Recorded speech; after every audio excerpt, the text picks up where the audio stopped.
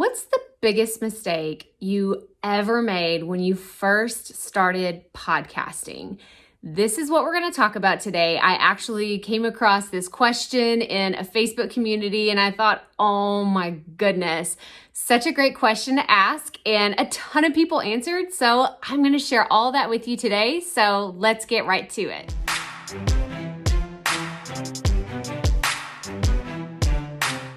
Hey everybody, Krystal here today, and as you can tell, we are not in our normal setting and our normal circumstances. There's so much going on in the world right now. I'm actually in the floor of the bedroom in our guest room because I'm locking everybody out because we are all here at the house right now at the same time. And I thought, you know what? I gotta make this video because it's so important. So, like I said in the beginning, today's question is, what is the biggest mistake you made starting your podcast that you wish you would have known? I have my notes here that I wrote everything down because this was such an awesome question. And I thought, oh my gosh, I have to tell my community because there were so many. I've told several of my own stories where I messed up and the things that I didn't know when I first started my podcast, but I wanted to share what some other people said. So I'm going to read off my list here so I totally don't butcher these.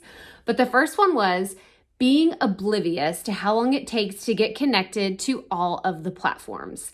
This is a common mistake, and what they're talking about is thinking that as soon as you hit publish on your podcast, that it's going to be everywhere. It's going to be on Apple Podcasts, Spotify, Stitcher, like all the places, and that's not typically what happens. It has gotten faster. There are a lot of places where you can show up in 24 hours after you publish your podcast, but it's still not all immediate everywhere, which is why a lot of the time I want you to prepare for exactly when you're going to launch your podcast and how long it's going to take to get there. So that is a great thing to point out. The next one is not writing down a basic outline. So I'm kind of all over the place when it comes to outlining my podcast, but when I first started, this was critical because if you're not used to speaking, whether it's public speaking or doing live videos or doing videos like this, then you can kind of get off topic. And if you just have one blanket statement, like I'm just going to talk about business today, y'all, there are so many different rabbit holes you can go down when it comes to business. Are you talking about small business? You're talking about corporate business? Are you talking about, being online, having a virtual business? There's so many different ways. And if you don't have a basic outline down, you can definitely go in so many different directions. You lose track, you lose focus, and you're going to lose your audience's attention as well. So I totally agree with this. I think you should have at least a basic outline for when you're recording your podcast. The next one is time management. So I know a lot of people kind of get confused on where they should spend time with their podcast. Do I need to spend more time on editing or recording or marketing? Do I need to work on finding really good guests? There's so many different places to focus your time. So I think that time management is really important, and this is going to be different for every single podcast. I know for me, I spend a lot of time planning because for me, the more I plan, the more I go into a recording session and I don't waste a lot of time because I know exactly what I'm there to do. I'm going to record, and because I planned everything out ahead of time, I usually don't make as many mistakes, which makes editing easier, which doesn't waste a lot of time in the editing room doing all the things. So that is where I spend most of my time. Planning what I'm going to say on my episodes and then how I'm going to market it later to my audience. So that's a great one. Time management is a big one. Equipment. So this is really interesting. And y'all know I'm not huge on equipment, right? Like I stick to the basics. I don't get super fancy. But this one said USB versus XLR. And I can say, now that I've done it, I have played around with both. USB for what I have whenever I'm plugging into my computer and I'm just doing a lot of my videos or just regular recording in Audacity. I use my USB microphone, but I also have my Tascam DR40X. You can see the video right here about how I use it and all the things. But that requires XLR microphones, and I don't have a mixer where I use it to plug into my computer and all that. I just use this with my Tascam. That's where I use my XLRs. And I have to say, it's better sound quality than my USB. But my USB is very functional because I can plug it in my computer and go. It's super simple. So that's all I have to say about equipment. And it's not, if you want to see more about equipment, let me know in the comments below because I would love to help you out and point you in the right direction. Okay, so let's move on. So the next one is naming a podcast after myself and not the podcast topic. So this is what they said their biggest mistake was, is they named it after themselves and not their podcast topic. And I didn't really get a lot into the details here. Like I didn't go and see what their podcast was named and what they changed it to and all the other things. But I think where a lot of people go wrong is thinking that they should name the podcast after themselves. But if nobody knows who you are, then it's going to be kind of hard to find new listeners. Because whenever I search for podcasts, I don't necessarily search for someone by name unless I know it's a celebrity podcast. So that is a very good point to bring up. And that was one of their biggest mistakes that they made. The next one I have is having one or more co-hosts that you're not 100% sure of the relationship. They actually said 100% confident in the relationship.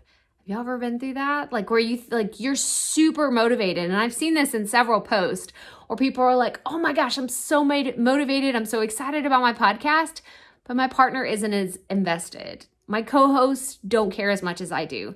That sucks, you guys. Like that's really it breaks my heart to hear that because y'all know how passionate I am about podcasting. I can't imagine doing a podcast with someone who doesn't have the same amount of enthusiasm for my audience or for the topic or for planning or marketing, all the things. They're just kind of like, it's kind of cool.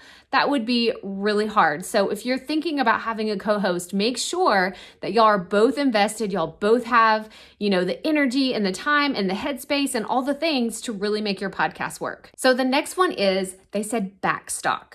They wish they would have had at least 2 months head start for content. So I think that this is fantastic because going back to me being a planner, I think it's fantastic to have a ton of content at any given moment. Doesn't mean it all has to be done, but at least planned out. You guys, at all times, I have at least 6 months worth of content planned. That doesn't mean it's done, doesn't mean it's outlined. It just means these are the topics that I want to cover in the next few months.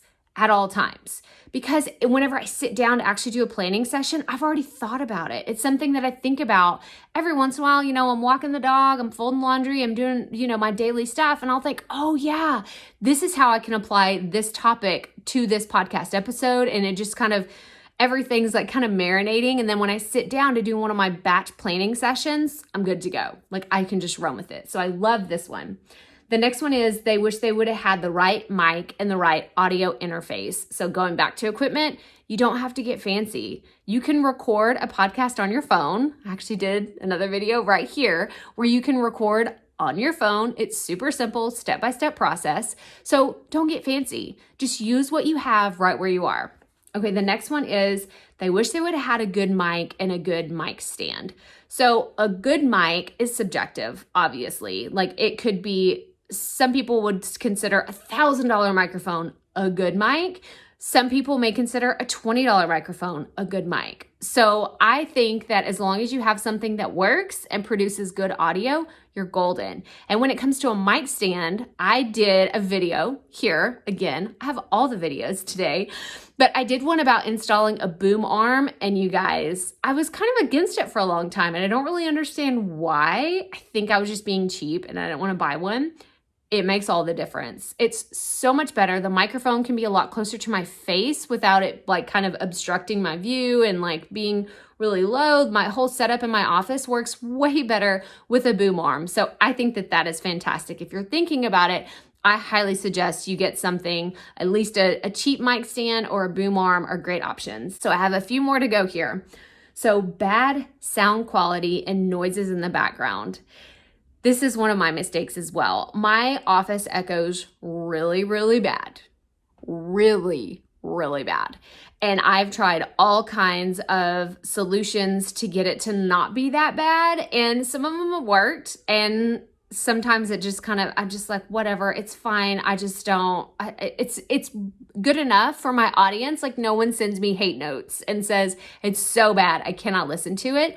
But I'm glad that other people are pointing this out as well, because I do think that we should try to soundproof our environment and make it sound really, really good so our audience has a great experience. And the last one, which is so important, because I think as new podcasters, we all fall into this trap.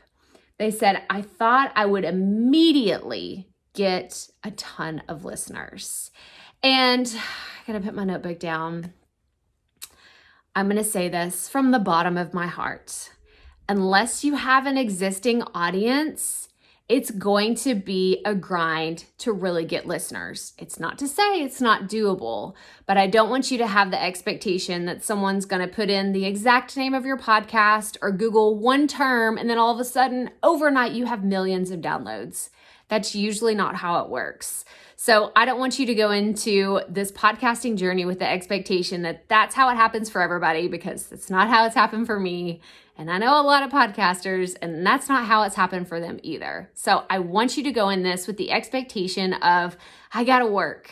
I gotta get to work. I gotta hustle and start building my audience, because once I start building my audience and really delivering value to them, they're going to be the ones that tell other people about your podcast. And that is how you're going to grow. So I hope that you found this helpful, just sharing ideas on some of the biggest mistakes that I've made as well as other people, because the struggle is real, you guys. Everybody's going to make mistakes, but it's how you respond to those and you get back up, dust yourself off, and keep going. So if you've been podcasting for a while, tell me in the comments below, what's the biggest mistake that you've made, or the biggest mistake that you've heard other people make that you want to avoid? Comment below and let us know so we can get a conversation going, so we can tell other people, hey, don't do this. I messed up, or I've heard other people mess up doing this, so do not do it. Okay, let's get back to the video. So I hope you liked this video and you found it helpful. If you did, would you please give us a thumbs up, hit the subscribe button below, hit that bell. That way you're notified every time we put out a brand new podcasting video every single week. Make sure that you sign up for our free 5-day Create Your Podcast Bootcamp. You'll find the link below in the description.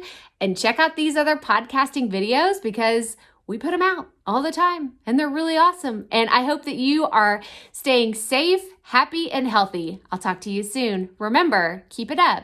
We all have to start somewhere.